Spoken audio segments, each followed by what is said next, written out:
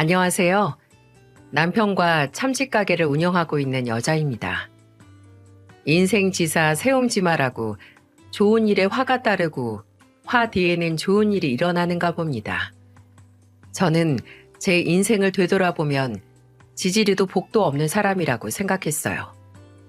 그때는 제 팔자에는 행복이라는 게 없는 박복한 팔자구나 그렇게 믿었습니다.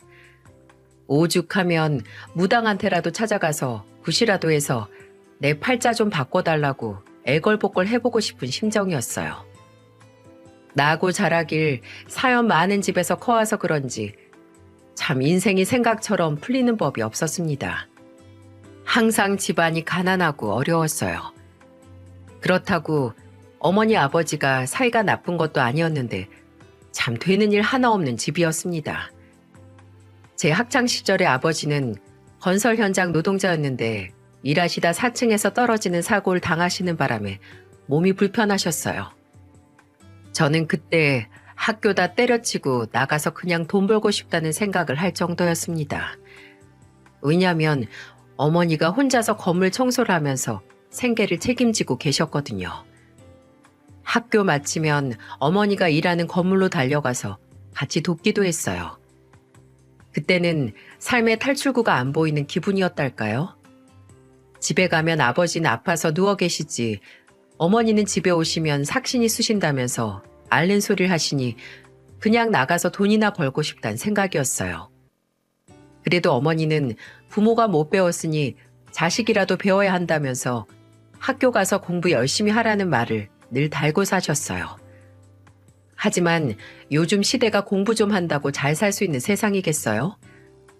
그래도 애매하게 가난하면 나라에서 지원금 받는 것도 어렵다는데 저는 어려운 집안 형편이라 나라에서 지원금도 잘 나왔어요.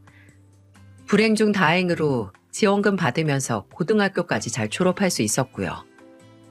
그때는 저한테 공부만이 답이라고 생각해서 정말 열심히 공부했습니다. 그래서 좋은 대학은 아니지만 지방 대학에 입학해서 장학금도 받으면서 졸업할 수 있었어요.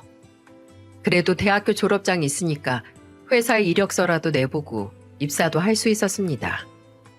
하지만 공부라도 해서 인생 좀 잘 살아보려는 의지가 강했던 저와 달리 친오빠 여동생은 나이가 들수록 인생이 험난하기만 했어요. 여동생은 고등학교 졸업하고 바로 공장에 취업했었는데 회사 내 괴롭힘으로 오래 다니지 못하고 퇴사하게 됐습니다. 그 후로 계속 편의점 아르바이트를 전전하고 있었어요. 하나 있던 친오빠도 공사장 일용직으로 일하면서 하루 벌어 하루 먹고 사는 꼴이었죠. 저는 정말 지긋지긋한 가난에서 벗어나고 싶었어요. 식구들이 믿거나 싫진 않았지만 지독한 가난이 그렇게도 싫었습니다. 딸은 엄마 팔자 담는다는 말도 너무 싫었고요. 그래서 더 악착같이 아르바이트 하면서 대학교 공부도 했던 것 같습니다. 그렇게 정신력으로 버텼어요. 그런데 제가 아무리 발악을 해도 가난한 집안 자식 꼬리표는 쉽게 떨어지지 않더군요. 대학교를 졸업하고 회사에 입사해서 안 먹고 안 입고 돈만 모으면서 살았어요. 그때는 현금 쥐고 있어야 이 험한 세상 살아낼 수 있을 것 같았습니다. 그런데 그때 회사 동료는 인생을 왜 그렇게 재미없게 사냐면서 절 놀리면서 말했어요. 그러면서 정말 좋은 사람이 있다고 소개받아 보라며 사진을 보여주는 거예요. 은행에서 일하는 남자인데 집안도 좋고 성실한 사람이라며 소개팅을 주선해줬습니다. 직접 만나보니 나쁘지 않은 사람이었어요. 매너도 좋고 기본적인 센스가 있는 사람이었죠. 그렇게 만나게 된 사람이 바로 전 남편이란 사람이었어요. 전 남편이라고 말하면 벌써 다들 눈치채셨겠네요. 남들은 한 번도 어렵다는 결혼을 저는 2번이나 했어요. 참 팔자 한번 박복하지 않습니까? 그렇게 전 남편을 소개받고 만나서 연애로 이어졌어요. 그런데 연애를 하던 중 덜컥 아이가 생긴 겁니다. 그때 저는 혼란스러웠어요. 그때 겁을 잔뜩 먹은 저를 잡아준 건 전 남편이었어요. 놀라서 얼굴이 하얗게 질린 저를 보면서 전 남편이 말하더군요. 걱정하지 마. 내가 배속 아이 끝까지 책임질 거야. 앞으로는 미숙 씨 힘든 인생 아니라 행복한 인생만 살 수 있도록 해줄게. 지금은 왜 그런 말에 홀랑 넘어갔을까 싶은데 그때는 전 남편의 말을 믿고 싶었어요. 친정에는 늘 우환이 가득해서 웃을 일 많지 않던 내 인생에 드디어 새로운 가족을 꾸릴 기회라고 생각했죠. 그래서 저는 전 남편과 결혼 준비를 시작했습니다. 전 남편과 저희 친정에 가장 먼저 인사를 갖고 제가 임신 중이라는 사실을 알렸어요. 그때 저희 어머니는 울면서 전 남편에게 말했습니다. 우리 딸 못난 부모 만나서 그동안 고생 많이 했어. 잘 좀 부탁할게. 이렇게 듬직한 사위라서 난 걱정도 안 하네. 우린 신경 쓰지 말고 내 딸 하나만 잘 데리고 살아줘. 장모님, 걱정 마세요. 평생 미숙 씨 눈에 눈물 흘리는 일 없도록 살겠습니다. 아버지도 전 남편의 말에 눈물을 보이셨어요. 인사를 드리고 전 남편과 집에서 나오는데 몸이 불편했던 아버지가 힘겹게 나와서 배웅까지 했습니다. 전 남편은 그런 아버지를 부축해드리면서 걱정 마시라고 안심을 시켜드렸고요. 여기까지는 참 좋았는데 문제는 시댁이었습니다. 그때 전 시댁에 대해 아는 거라곤 아버님께서 초등학교 5학년쯤 됐을 무렵에 돌아가셨다는 말과 어머님이 혼자서 전 남편과 시누이를 힘들게 키우셨다는 것만 알고 있었어요. 전 남편은 친아버지가 일찍 돌아가셔서 그런지 저희 친정아버지를 살뜰히 챙겼던 것 같아요. 제가 그 모습에 홀랑 넘어가서 결혼까지 결심했지만 시댁에서 저를 어떻게 생각할지 너무 겁이 나더라고요. 전 시댁은 시어머님께서 동네에서 사채놀이로 재산을 어마어마하게 모은 분이셨어요. 그래서 처음 시댁에 갔을 때도 집이 으리으리해서 놀랄 정도였죠. 이런 전 시댁의 기에 눌린 저는 잔뜩 긴장한 채 어머님과 마주했어요. 첫 느낌부터 전 시어머님은 저를 딱 마음에 안 들어 한다는 걸 느낄 수 있었습니다. 없이 살면 눈치만 백단이 된다고 저는 그때 전 시어머님이 저를 흘겨보는 눈을 제대로 보지도 못했네요. 그러다가 전 시어머님께서 저한테 가장 먼저 하셨던 말은 이거였습니다. 어느 동네 살아요? 동네를 알아야 집안 수준을 알 텐데 차림새 보아하니 좋은 동네 출신은 아닌 것 같네. 그리고 부모님은 뭐 하시는 분들인가? 어머님은 건물 청소하세요. 아버지가 몸이 좀 불편하셔서 일을 잘 못하시거든요. 내가 너 같은 며느리 보자고 내 아들 은행원 되도록 키워놓은 줄 알아? 죽 써놓으니까 뭐가 와서 껄떡댄다고? 넌 지금 우리 집이랑 급이 맞는다고 생각해? 저는 그때 전 시어머님 말에 말문이 턱하고 막혔어요. 아무리 가난하고 없이 살아도 이렇게 모욕적인 말은 처음이었습니다. 집이 가난하고 아버지가 몸이 불편하고 어머니가 청소일을 하시는 건 제 탓이 아닌데 왜 이런 말을 들어야 하나 억울했습니다. 그런데 그때 전 남편이 어머님을 보며 소리쳤어요. 엄마 왜 그러세요? 제가 다 쪽팔려서 못 듣겠네요. 어떻게 그런 말을 하세요?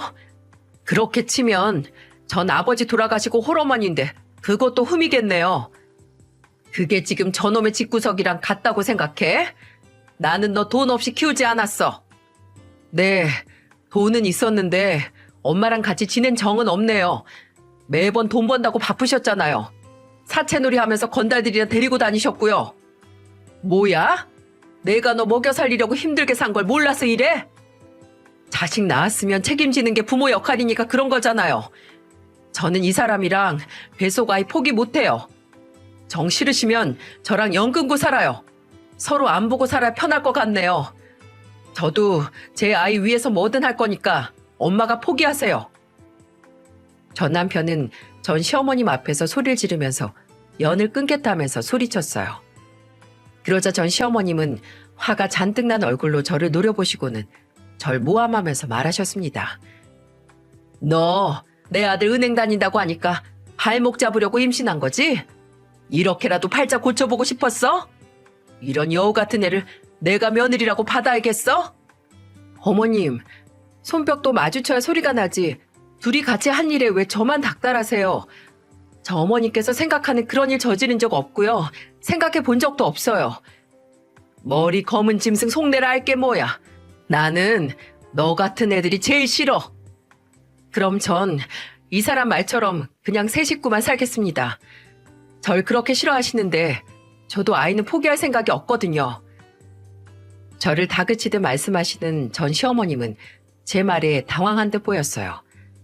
전 남편도 임신한 사람한테 소리 지르지 말라면서 저를 감싸줬습니다. 전 남편은 그때 당시 항상 제가 1순위였어요. 그날도 전 시어머니께서 계속 소리 지르고 욕만 하시니까 저를 데리고 시댁에서 나와줬습니다. 그리고는 저를 안아주면서 진지한 목소리로 말했어요.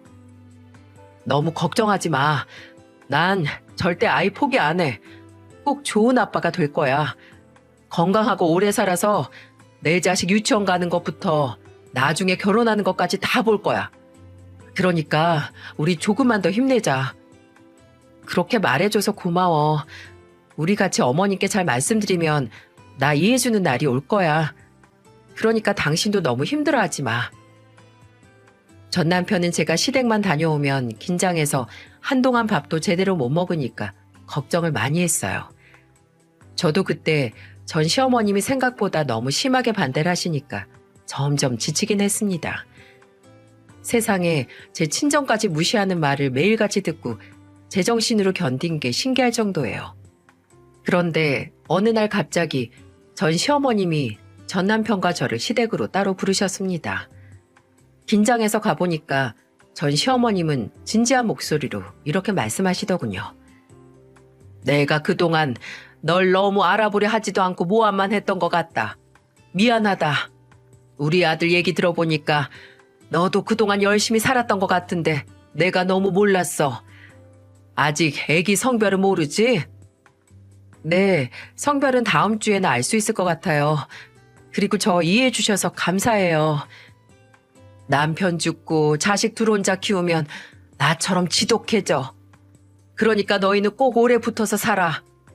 내가 우리 아들한테 의지 많이 했는데 나 아직 너 100% 다 받아들인 건 아니야.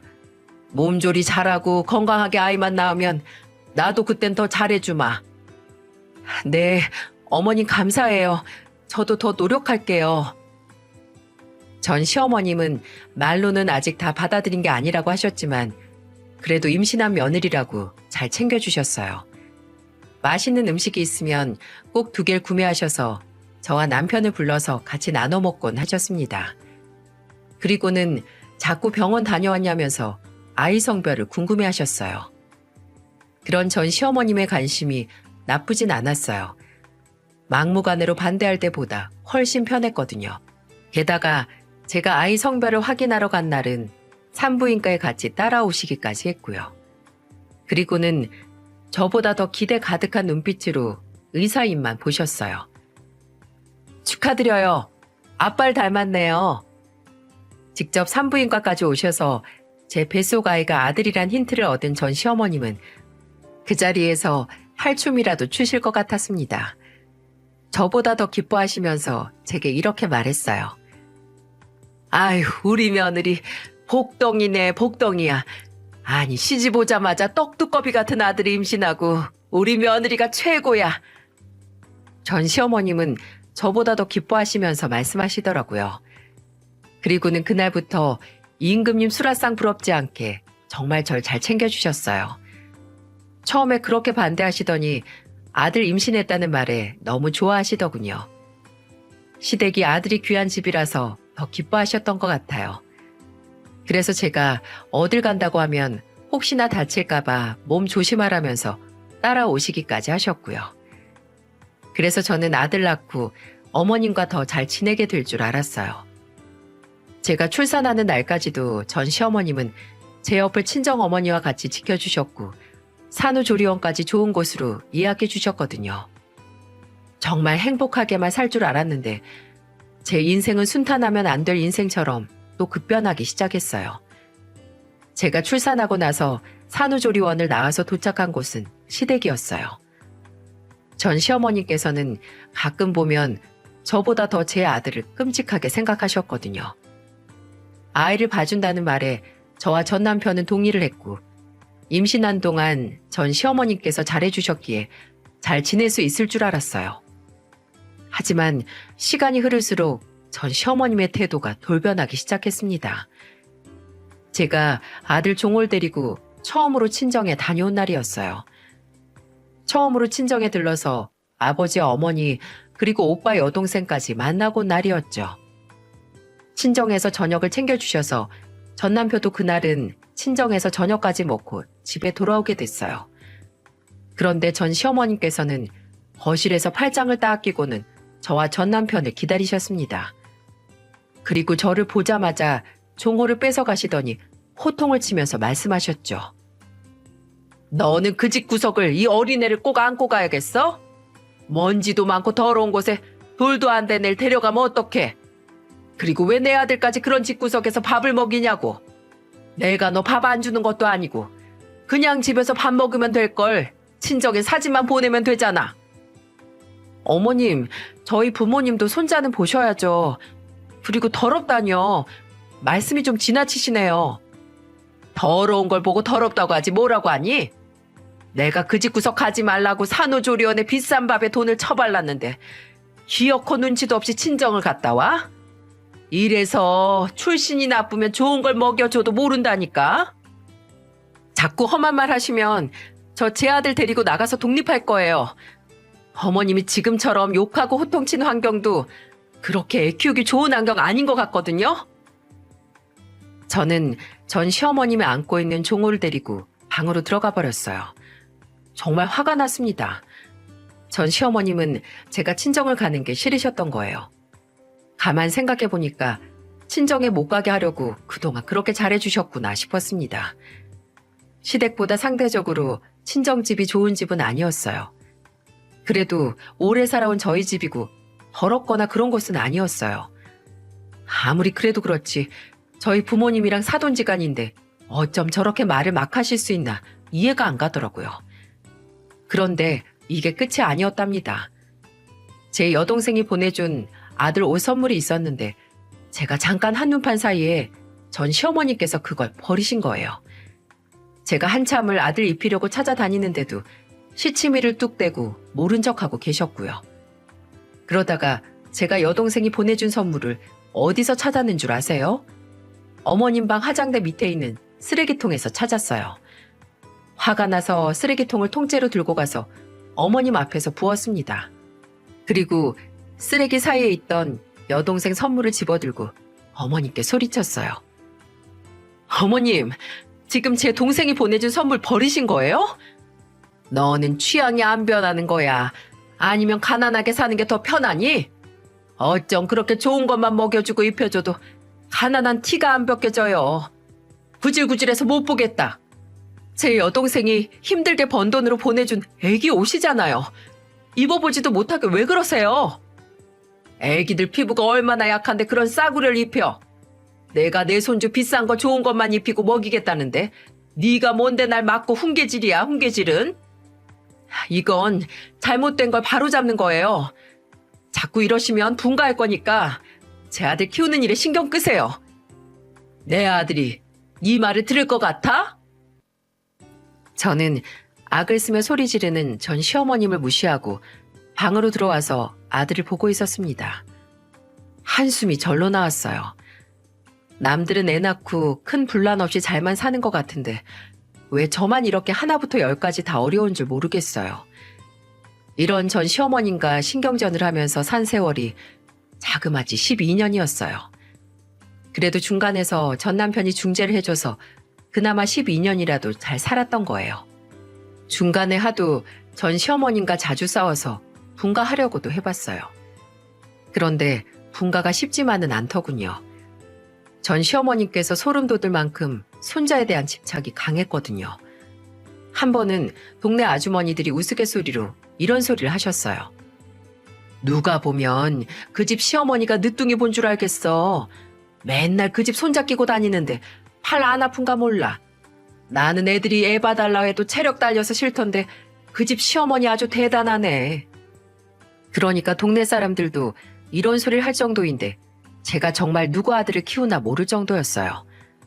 육아를 도와주는 게 아니라 아예 애를 혼자 키우시려는 것 같을 정도였습니다.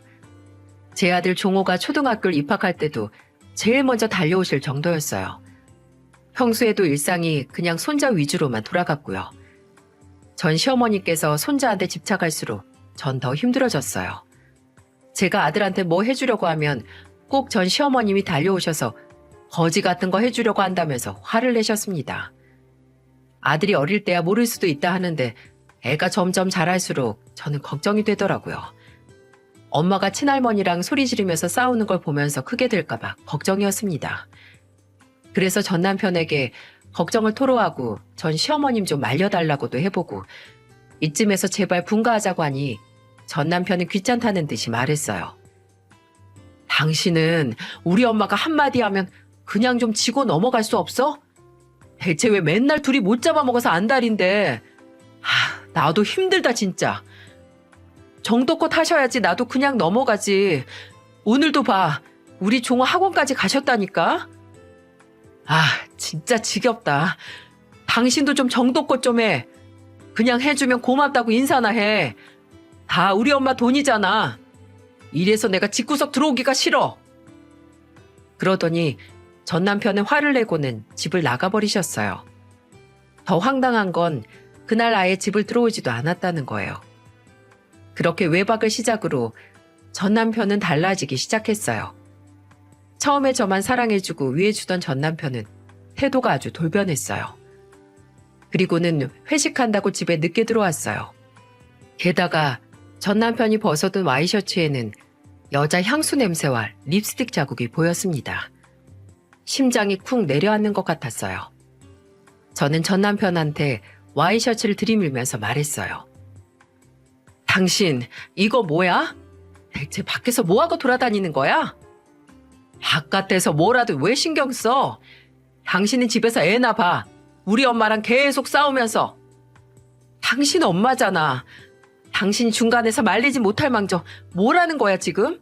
와이셔츠 이거 다 뭐냐니까? 밖에서 일하다 보면 그럴 수도 있지. 억울하면 너도 나가서 놀면 되잖아. 나보고 대체 어쩌란 거야?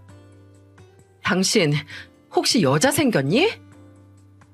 저는 손이 부들부들 떨려서 멈출 수가 없었어요. 와이셔츠에 다른 여자 흔적 묻히고 들어온 주제에 본인이 더 당당한 거예요. 억울하다고 해명하는 것도 아니고 일하다 보면 그럴 수도 있다니 이게 말이 되나요? 그런데 더 황당한 건 전 남편이 정말 당당하게 말하는 거예요. 그래, 여자 있다 왜? 너처럼 구질구질하고 억척스러운 쇠고챙이 같은 여자랑 더 이상은 못 살아. 나도 숨 좀 쉬고 살자 좀. 누가 당신 목 졸랐어? 진짜 숨 막혀서 못 사는 건 나야. 내가 요즘 잠은 제대로 자는 줄 알아? 당신까지 정말 왜 그래 왜? 저는 들고 있던 와이셔츠를 남편 얼굴에 던지며 소리쳤어요. 정말 이런 쓰레기 같은 인간을 믿고 버텨온 세월이 야속할 정도였습니다.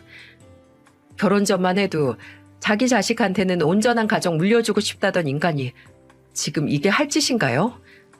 전 남편의 배신은 제게 큰 상처였어요. 그렇게 자기 바람났다고 인정까지 한 전 남편은 더 뻔뻔하게 밖으로 나돌았고요. 그런데 그걸 보고 전 시어머님은 제게 이런 말을 했어요. 그러니까 급이 맞아야 우리 아들이 마음 붙이고 살지. 궁상 떠는 마누라 누가 좋아하겠어? 나 같아도 밖으로 돌겠다. 내 아들 바람난 거 다 네 탓인 줄 알아. 이게 왜 제 탓인데요? 어머님이 아들 감싸는 거 보니까 딱 어머님 닮아서 저러고 사는 것 같은데요? 전 시어머님이 아무리 뭐라고 해도 이제는 겁도 안 나더군요. 그리고 저는 전 남편의 외도 증거를 모으기 시작했습니다. 저를 얼마나 개무실했으면 숨기려는 노력도 안 해요. 그래서 제가 굳이 찾으려고 애쓰지 않아도 사방이 온통 다 바람핀 증거들 뿐이었어요. 저는 그렇게 증거들을 다 모아서 남편이 모임에서 만났던 여자한테 상간녀 소송을 했습니다. 그리고 남편한테 이혼 소송도 하고 저는 이혼 준비를 시작했어요. 혼자서 아들 키울 준비도 같이 준비했죠. 그런데 전 남편은 뻔뻔하게 나오더군요. 당신이 가진 게 뭐가 있다고 내 아들 데려가? 친정에 든든한 백이 있길래 집이 있기를 해. 내 아들도 데리고 가서 하루 벌어서 하루 먹고 살게 만들려고 지금 아들 데려가겠다는 거야? 그러는 당신은 내가 당신 뭘 믿고 여기다가 내 아들 맡기는데 나 절대 내 아들 포기 안 해. 대한민국에서 자식은 애정으로 키우는 게 아니라 돈으로 키우는 거야. 너랑 나랑 급이 다르게 큰 것만 봐도 모르겠냐? 그럼 더더욱 당신한테 애 못 맡겨. 이렇게 개념도 없는 개차반으로 클 게 뻔한데 내가 그 꼴을 어떻게 봐? 저는 당당하게 아들을 데려가겠다는 말에 황당했습니다. 전 남편은 시모만큼도 아들한테 관심이 없었거든요. 정말 이런 말도 웃기지만 전 남편은 아들 종호 어릴 때도 제대로 놀아준 적도 한 번 없었습니다. 오히려 전 시어머님이 그 연세에 손자 놀아주느라 뼈가 다 아프셨을 거예요. 그런데도 전 남편은 자기가 한 게 뭐가 있다고 본인이 키우겠다면서 바락바락 악을 썼습니다. 이런 전 남편을 봐서라도 저는 절대 아들을 포기할 수 없었어요. 아무리 없이 살아도 제가 아들을 데리고 나오는 게 맞다고 생각했습니다. 하지만 전 시어머님의 손자 사랑은 집착에 가까웠고 저는 이혼 기간 동안 온갖 협박에 시달려야만 했어요. 제가 아들이랑 잠깐 외출만 해도 전 시어머님은 온 동네를 다 뒤지고 다니셨습니다. 한 번은 아들 종호가 감기 기운이 있어서 학원을 하루 쉬고 병원을 같이 갔었는데 그것 때문에 집안에 난리가 났었어요. 제가 아픈 아들 데리고 병원 갔다는데 무슨 난리가 났을까 궁금하시죠? 전 시어머님은 제가 집에 들어오자마자 호통을 치면서 말씀하셨어요. 너 제정신이야? 왜 내 아들 학원도 안 보내고 병원을 데려가? 애가 감기 기운이 있는데 무슨 공부를 한다고 학원을 보내요? 조금 아프다고 학원 빼먹으면 공부는 언제 하는데? 그래서 내가 너한테 내 손자 못 보낸다는 거야. 교육이 얼마나 중요한데. 넌 이 아들 학원비는 감당할 수 있겠니? 학원에서 공부 열심히 하면 뭐해요? 집에서 이렇게 호통만 치고 분란 만드시는데 좋은 거 보고 배우겠네요. 저는 전 시어머님을 지나쳐 방으로 들어갔습니다. 아들은 저를 보고 손을 꼭 잡아줬어요. 전 시어머님은 쉽게 손자를 포기하실 것 같지 않을 뿐이었어요. 제가 이혼 소송을 건 뒤로부터 아들을 데리고 나가려고만 하면 전 시어머님은 혼자 나가라면서 화를 내셨어요. 그래서 소송 기간에도 아들이랑 같이 나오기 위해 안간힘을 써봤지만 소용이 없었어요. 그리고 그날 이후로 전 시어머님은 종호가 학교 가는 순간부터 학원 다녀와서 집에 올 때까지 온통 쫓아다니셨습니다. 정말 한눈 못 팔게 하겠다면서 엄청 쫓아다니셨어요. 저는 너무 답답해서 전 시어머니께 왜 이렇게 하시냐고 화도 내봤어요. 그러자 제게 이런 말도 하시더군요. 내가 너 처음에 왜 반대한 줄 알아? 네 그 구질구질한 집이 소름 끼치게 싫었어. 내 손자 데리고 친정 간다고 하면 먼지 구덩이 가는 것처럼 싫었다고. 근데 네가 지금 손자 데리고 가면서 키우면 너처럼 크게 될 거야. 없는 집에서 구질구질하게 커서 나중에 무시나 받고 살겠지. 나는 네가 아들한테 못 해주는 거 다 해줄 수 있는 사람인데 당연히 내가 키우는 게 낫지. 참 끝까지 저를 무시하던 전 시어머님의 말이 제 가슴에 비수처럼 날아와 꽂혔어요. 저는 부모님이 밉진 않았지만 엄마처럼 안 살겠다고 열심히 살았습니다. 가난이 너무 싫어서요. 그런데 그때 든 생각이 우리 종호가 나중에 가난한 집구석 싫다고 하면 어쩌나 싶었습니다. 그래서 저는 친정엄마를 찾아가 허탈한 마음을 털어놨어요. 그러자 저희 친정어머니는 이런 말을 하셨어요. 네가 아들 생각하는 마음 알지. 그런데 네 시어머니가 손자는 아주 끔찍하게 생각하잖니. 사실 네 남편보다도 더 끔찍하게 생각하시는데 손자 서운하게 할 사람은 아닌 것 같아. 시댁에서 크면 엄마는 없더라도 부족한 거 없이 잘 크겠지. 나도 너희 삼남매 키우면서 못해주는 게 제일 마음 아팠어. 부모가 그렇더라. 내 자식한테 줄 게 없을 때 제일 미안해져. 한번 잘 생각해봐. 시댁에 맡기는 것도 나쁘지 않을 것 같다. 저는 그 말에 생각이 많아졌습니다. 제 욕심에 종호를 데리고 나왔다가 저와 같은 가난을 경험하게 될까봐 미안했어요. 그래서 저는 한참 고민 끝에 시댁에 아이를 맡기기로 결정했습니다. 그러자 전 시어머님은 제게 이런 말을 하셨어요. 네가 종호 포기하는 순간부터 너는 네 아들 못 보고 사는 거야. 각서까지 아이 쓰고 나가라.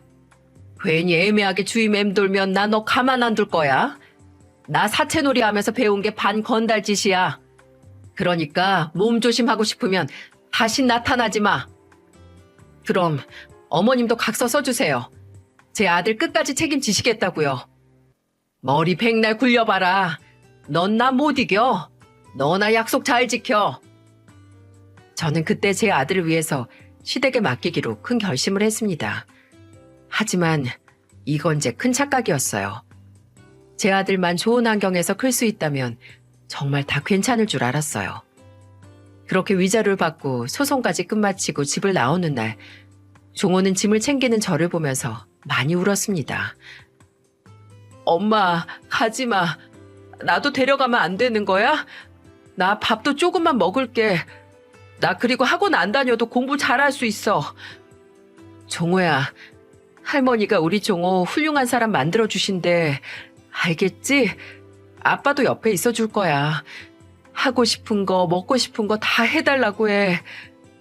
나 엄마 따라가고 싶어. 하고 싶은 것도 없어. 그냥 엄마 따라가서 살래. 미안해. 엄마가 미안해. 저는 종호를 마지막으로 품에 안고 펑펑 울었어요. 괜히 제 옆을 서성이면서 바지도 붙잡고 심술 부리면서 가방을 발로 차곤 했어요. 가지 말라면서 우는 종호를 보니까 어찌나 눈물이 나던지 씩씩하게 인사하고 싶었는데 눈물이 흐를까봐 종호 얼굴도 제대로 한 번 못 봤습니다. 오열하면서 울 것 같았거든요. 그리고 저도 전 시어머님이 얼마나 손자를 아끼시는지는 알고 있었기 때문에 제가 더 고집부리면 정말 저를 어떻게 하실 것 같았습니다. 아낀다는 말보다 정말 집착이었습니다. 집안의 대를 이을 아이라면서 거의 소유물처럼 생각하시는 것 같았어요. 제가 사연을 쓰다 보니 이 순간이 제일 후회스럽네요. 엄마가 자식을 떼놓고 어떻게 살 수 있겠어요? 종호를 시댁에 두고 나온 순간부터 저는 제정신이 아니었습니다. 정신 나가고 개념 없는 적반하장도 유분수인 전 남편이랑 이혼하고 시댁이랑 연만 끊으면 편하게 살 줄 알았어요. 하지만 세상의 천류는 끊을 수 없다고 하죠. 저는 제 아들이 너무 보고 싶어서 하염없이 울었어요. 할 일이 없으면 잡생각만 들어서 새 직장도 구해서 일만 해봤지만 종호가 생각나는 건 막을 수가 없더라고요. 마치 아들 버린 죄로 벌을 받는 기분이었어요. 거의 한 2년간은 악몽에 시달렸고 술 없이는 버틸 수가 없었습니다. 구질구질하게 살지 말고 정말 잘 살길 바래서 시댁에 맡겼던 건데 마음이야 어떻든 자식 버린 엄마가 어떻게 잘 살 수 있겠어요? 저는 제가 힘든 만큼 종호는 잘 살 거라고 믿었습니다. 그래도 길을 걷다 종호 또래의 아이를 보면 정신없이 쫓아가서 얼굴을 확인했어요. 전 시어머님이 종호 근처에 나타나면 가만 안 둔다는 말에 먼 발치에서라도 볼 생각도 못 해봤습니다. 그때 저는 시댁이 제일 무서운 존재였거든요. 그렇게 한동안 악몽과 불면증에 시달리다 보니 꾸역꾸역 시간은 흘러가더군요. 저는 종호가 잘 살고 있을 거라고 믿었어요. 그래야 저도 살 것 같았거든요. 그렇게 딱 5년이 흘렀습니다. 술만 마시면서 살던 제가 술에 의지하지 않을 수 있던 계기가 있었어요. 퇴근길에 매번 혼자서 소주를 사서 들어가는 저를 본 집 근처 참치 가게 주인이 제게 작은 안주를 챙겨주면서 인연이 닿았습니다. 그때 저를 보면서 무슨 사연이 있길래 매번 술을 사가나 궁금했고 나중에는 빈속에 술을 마실까 걱정이 돼서 챙겨주다 보니 친해졌어요. 그 후 저는 그렇게 참치가게 사장과 재혼하게 됐습니다. 전 현재 남편을 만나고 인생이 달라졌어요. 인생 2막이 새로 열린 기분이었습니다.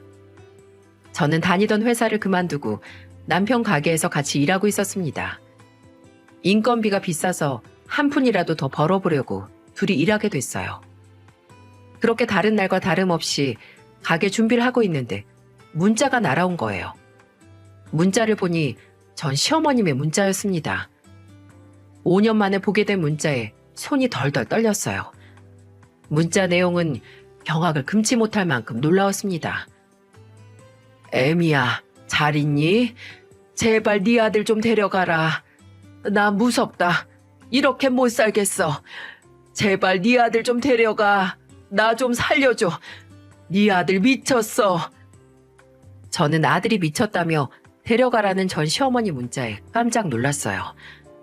아니, 잘 키워주겠다더니 제 아들한테 도대체 무슨 일이 생긴 건가 걱정이 앞섰습니다. 저는 다음 날 바로 시댁을 달려갔어요. 그때 제 아들 종호 나이가 19살이었어요. 제가 시댁에 도착했는데 제 눈으로 보고도 믿기지 않을 장면이었어요. 우리 착한 아들 종호가 술에 잔뜩 취한 채로 거실에 널브러져 있었고 주변에 화분에 TV 할 것 없이 전부 다 깨져 있었어요. 사람이 없었으면 강도라도 들었나 의심할 정도였죠.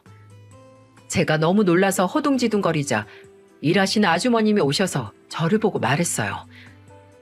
아유, 친엄마가 왔나 보네. 얘가 계속 집안에 쑥대밭을 만들었어요.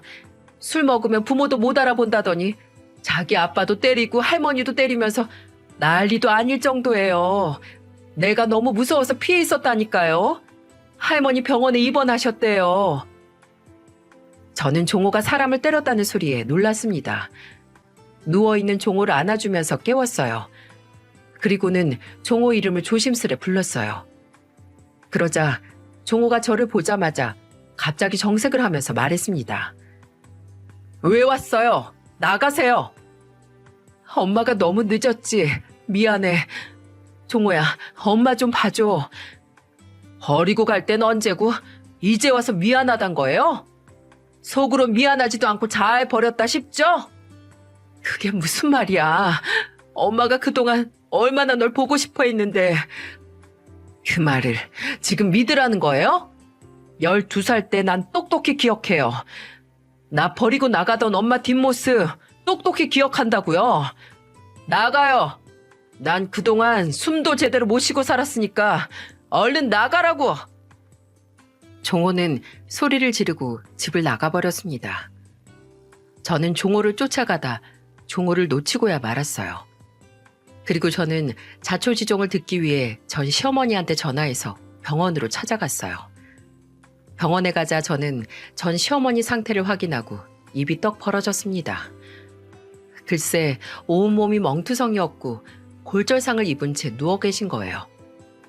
제가 놀라서 아무 말도 못하고 서 있자 어머님은 저를 보면서 말하더군요. 혜미야, 미안하다. 이렇게 만나게 되니까 내가 면목이 없네. 이게 다 무슨 일이에요. 제 아들 잘 키워주신다면서요. 애가 지금 술에 쩔어서 사는 게 말이나 되는 거예요? 잘 키워주신다는 말만 믿고 맡겼는데 이게 뭐냐고요. 저는 억울한 마음에 소리를 지르며 울었어요. 그러자 전 시어머니는 저를 보고 울먹이며 미안하다는 말만 되풀이하셨습니다. 저는 답답한 마음에 가슴을 치며 울었어요. 그러자 전 시어머니는 그동안 있던 일을 힘이 하나도 없는 목소리로 말해주셨습니다. 너 집 나가고 네 남편이 다른 여자 데리고 와서 사는 걸 보고 충격이 컸나 봐. 그때부터 애가 삐뚤어지기 시작하더니 내가 감당할 수가 없었어. 남자애라 그런지 키도 크고 덩치도 크니까 말도 안 듣지, 제압도 안 되고. 내 꼴 좀 봐라. 그럼 애 아빠는요? 아빠라는 사람이 아들이 저렇게 되는 동안 뭐 했는데요? 친구들이랑 술 마시고 애들 때리고 다니더니 지 아빠도 몰라보고 때리더라. 그런데 이 못난 자식이 지 아들 하나 어쩌지 못하고 집을 나가버렸어. 얼마나 폭군 같던지 오죽하면 애 아빠가 집을 나가. 뭐예요? 그 인간이 아들을 버리고 도망을 가요? 세상에 자기 아들 무서워서 도망가는 인간이 어딨어요. 그래서 내가 지금껏 종호 포기 못했던 거야. 나는 종호만 정신 차릴 수 있다면 뭐든 할 거야. 계속 너만 찾으니까 내가 이렇게 염치불구하고 널 찾은 거야. 너무 무서워서 새벽에 잠도 못 자고 있어. 종호가 들어와서 행패 부릴까봐 내 집에서 내가 쉬지도 못했다. 네가 원하는 만큼 돈 줄 테니까 종호 좀 부탁할게. 전 시어머니는 힘이 다 빠진 목소리로 제게 간절히 부탁했어요. 세상에 아빠란 인간이 아들 무서워서 도망갔다는 소리는 살다 처음 듣습니다. 그런데 그런 걸 믿고 시댁에 아들 맡기고 나왔던 제 심정은 오죽하겠습니까? 가슴이 갈기갈기 찢기는 것 같았어요. 그런데 전 시어머니는 살이 10kg 이상 빠지면서 고통받으면서도 손자를 지키고 계셨던 겁니다. 저한테는 미운 시어머니였지만 그래도 종호한테만큼은 끔찍하게 아껴주고 지켜주는 할머니였어요. 방법은 잘못됐지만 손자를 아끼는 그 마음은 잘 알겠더군요. 저는 전 시어머니의 병원을 나와서 가게로 오는 동안 머리가 복잡했습니다. 남편은 제가 아들이 있는 건 알았는데 이걸 다 어떻게 설명하면 좋을까 난감했어요. 그래서 저는 남편 가게로 가서 남편한테 부탁을 했어요. 여보, 나 종호 만나고 왔어. 정말? 시댁에서 안 보여준다면서. 그래서 잘 만나고 왔어? 자세한 건 나중에 말할게. 근데 나 좀 믿어줄 수 있어?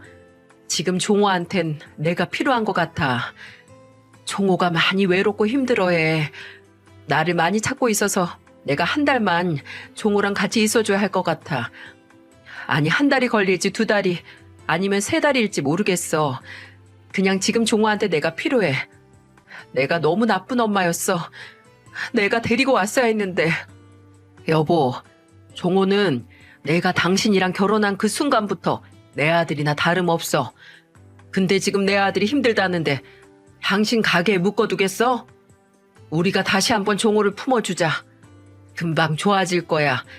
당신은 좋은 엄마니까 가서 종호 잘 위로해줘. 남편은 저를 믿어줬고 위로해주면서 격려해줬어요. 저는 남편이 이해해준 덕분에 시댁으로 가서 종호와 지낼 수 있었습니다. 종호를 데려오는 것보다 제가 시댁에 잠시 지내는 게 좋겠다고 판단했어요. 그날 저녁 집에서 저녁을 준비하면서 종호를 기다렸습니다. 집밥이 그리울 것 같아서 제가 다 준비했어요. 그리고는 종호가 오자 저는 맥주를 꺼내며 말했습니다. 종호야, 엄마랑 맥주 한잔 하자. 너 술 잘 마시던데? 엄마도 그동안 늘어난 건 주량이랑 나이뿐이야. 종호랑 맥주를 한 캔씩 나눠 마시면서 그동안 속에 쌓아둔 이야기를 털어놨습니다. 종호는 술을 한 잔 마시고는 제게 울먹이는 목소리로 말했어요. 난 엄마가 나 여기 두고 나갈 때 너무 미웠어요. 이럴 거면 낳지 말지 왜 낳고서 버려요? 난 돈 바란 적도 없어요. 너 버린 거 아니야. 그냥 네가 잘 살길 바랬어. 내가 너무 가난하게 커서 그 지긋지긋한 가날 물려주게 될까 봐 겁이 났어. 미안해 정말. 저는요. 아무리 없이 살았어도 엄마만 있었으면 다 좋았을 거예요. 지금도 이렇게 있다가 또 저 버리고 나갈 거잖아요. 그냥 지금 가버려요. 다 나가라고. 종호는 햇맥주를 바닥에 던지며 화를 냈습니다. 좀처럼 종호는 흥분을 가라앉히지 않았어요. 고등학교까지 자퇴하고 방황하던 종호를 데리고 병원을 다니면서 마음 잡는 데만 꼬박 2달이 걸렸습니다. 심리치료를 받으러 다니는 와중에도 종호는 술을 마시고 행패 부리기를 반복했어요. 저는 꿋꿋이 종호 곁을 지켰습니다. 이제라도 종호와 함께할 수 있어서 힘든지도 몰랐네요. 그렇게 종호가 점점 마음의 문을 열기 시작할 때쯤 저는 종호한테 편지를 썼어요.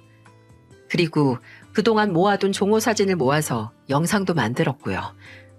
하루에도 12번씩 꺼내보면서 종호를 생각하던 그 사진들이에요. 종호 100일 사진, 첫 걸음마 사진, 초등학교 입학 사진, 운동회 사진 등등 12살 때까지 종호를 담아낸 사진들이었습니다. 이걸 다 영상으로 만들었고 진심을 담아서 종호한테 편지를 썼어요. 사랑하는 우리 종호에게 엄마가 너한테 편지를 쓰는 게 얼마만인지 모르겠다. 너 어릴 때는 생일마다 편지를 썼었는데 기억나니? 사진도 참 많이 찍었어. 내가 너를 보면서 기쁘던 순간들 모두 모아서 훗날 너에게 보여주고 싶었거든. 그런데 살다 보니 내가 중요한 걸 잊었던 것 같아. 종호 네 어린 시절을 보니까 내가 종호한테 주고 싶던 세상은 돈이 아니라 사랑이 가득한 세상이었는데 이 엄마가 미안해. 엄마가 너를 떠나던 순간이 아니라 너와 함께 행복했던 시간도 다시 생각해 줄 수 있겠니? 지금부터 우리 끊어진 기억을 다시 좋은 추억을 만들면서 살아가자. 엄마가 이젠 다신 종호 곁 떠나지 않고 지켜줄게. 정말 미안해. 그리고 사랑한다. 내 아들 종호야. 편지와 영상을 종호 책상에 남겨두고 나왔어요. 종호가 편하게 보고 생각할 시간을 주고 싶었거든요. 그렇게 잠시 남편 가게에 들러서 일을 하고 있는데 종호한테서 문자가 온 거예요. 문자는 간단했지만 종호의 진심이 느껴졌습니다. 엄마, 보고 싶어요. 어디세요? 저는 종호의 문자를 보고 눈물이 흘렀어요. 남편은 제가 우는 모습을 보자 예상했는지 같이 기뻐하더라고요. 그리고 저와 같이 시댁으로 가졌습니다. 종호는 제가 재혼해서 남편이 있다는 걸 알고 있었어요.